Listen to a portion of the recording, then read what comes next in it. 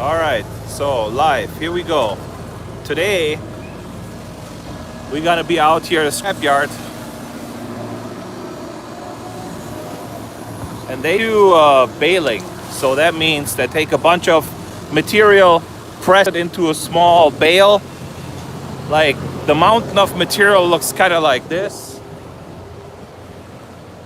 like all loose stuff, like can stampings and whatever. And then they press them into blocks like this. Each one of those weighs like 1,000 pounds. Hey, the first guy's on the chat. So anyways, I'm out at the scrapyard. The baling stuff here, that product, put it into stuff like this. This is the machine, a 3-ram baler, high density baler. And on that number 2 ram, there was done I did a job up here like 3 years ago, like a temporary fix that was supposed to last 3 months. 3 years later, it's still there. Like down here, that weld, it's not supposed to be in there. It's supposed to be threaded. So that was supposed to be a temporary fix. That was 8 years ago. So now you see it's like cracking right next to it. So I'm gonna start filling that bevel in here and giving that some more strength and hopefully some more life, so they can keep making some more bales. So I will record some of this here on the live stream, and then I will make this into a nicer-ish video. I'll take a couple clips. It's really hard to film anything up there. See, up there. So it'll be a little bit of a boring live stream here. In the meanwhile, this is what the stuff looks like at work. So the magnet picks up the skeletons, puts them in the chute, puts them in the baler, the thing spits out the bale. Anyhow, we got the Vantage out here, and to weld that 2-inch thick material, our rods of choice are, let me flip the camera here. For the small stuff, 332 Excalibur. And then we got some 3/16s and some 1/4-inch Lincoln 7018. So we'll be burning those in there and trying to fill that bevel up as much as we can and see how that works out. So if this gets a little bit boring, you don't have to watch it the whole thing. I'm probably gonna do like a 10-minute live stream. I'm gonna show you what I did in like 10 or 20 minutes. Then I'm gonna cut the camera and show you what it's like and make a video, do a couple more clips and make a real video out of this like tomorrow or Friday. So anyhow, I'm gonna pass the phone on to my cameraman.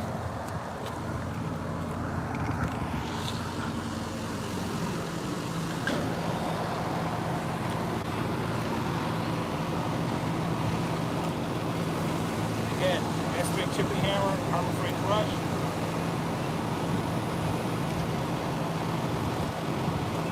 I don't really care if you buy an S-Wing camera or not. I'm not affiliated with them. I don't make any money. I really don't care.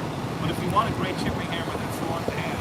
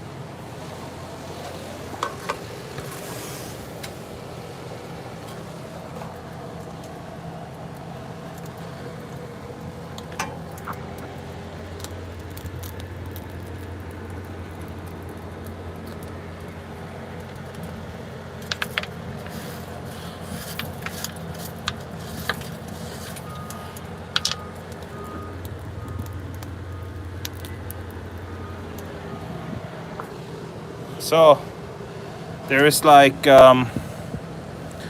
2 passes in there now, and there's like 50 more to go. So I'm gonna get off this live stream, and I may come back later, like when we're finished. We'll see. Otherwise, I'll just do some video and just cut and edit everything, and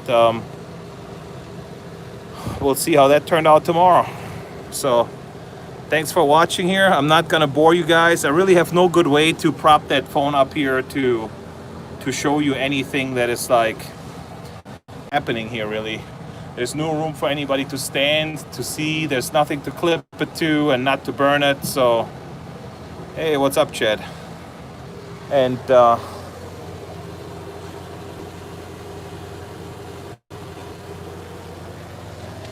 yeah, so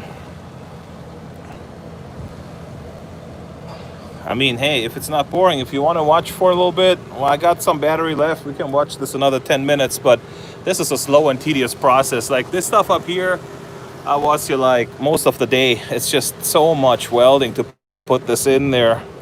There's just no good way to do that. So anyhow,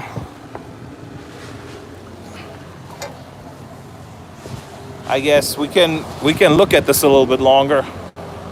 Hey, Val, you want to hold the phone again for a little bit? Yeah.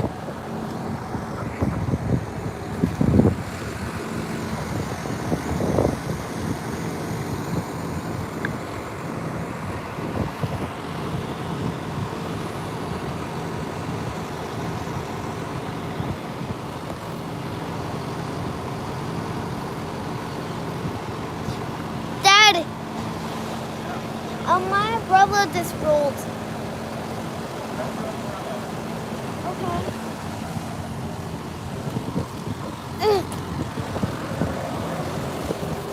I better flip it down. It's so windy here.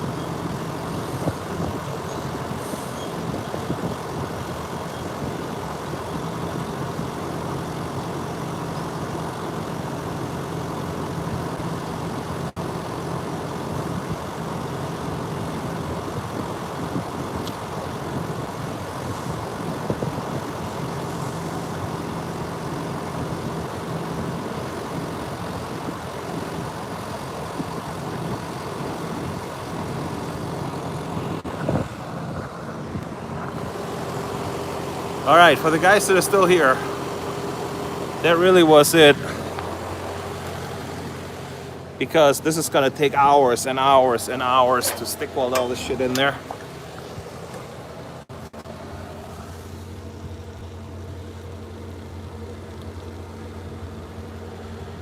To give you an idea, these socket head cap screws here, this is like 1.5 inches across. Like, so you need 1.5 inch Allen wrench. I mean, this thing is like massive. The rod diameter is like almost 20 inches. So why this has cracked, that's because the machine is from the 70s. The piece is work hardened. Like every time it compresses a bale, it gets pressed on. It sees that constant pressure and even some mild impact like all the time. And as you see that pressure and impact on that, as you see the pressure and impact on that disc, it just makes that disc brittle and hard. It work hardens. So whatever I do here, it's not really a fix. That's why I chose not to even really gouge the crack out, because the spider cracks all over this place. What this is filling that cavity with weld and trying to buy some time for that machine, you know? I'm always told it's another 3 months. In reality, it's another 3 to 5 years. At some point when that cylinder needs to be rebuilt and everything is coming out, that's when they're basically fixing everything. So I'll keep at it. I'll weld for a few more hours. I'll try to take some pictures, some video footage, take that live stream, cut this all, make this into a nice video where nobody has to sit through half hours worth with watching basically nothing happening. So those are some 1/4 inch rods. I got about 3 or 4 left. I'm gonna switch to 3/16 rods and try to do whatever I can to fill this up. So thanks guys for watching, and see you later.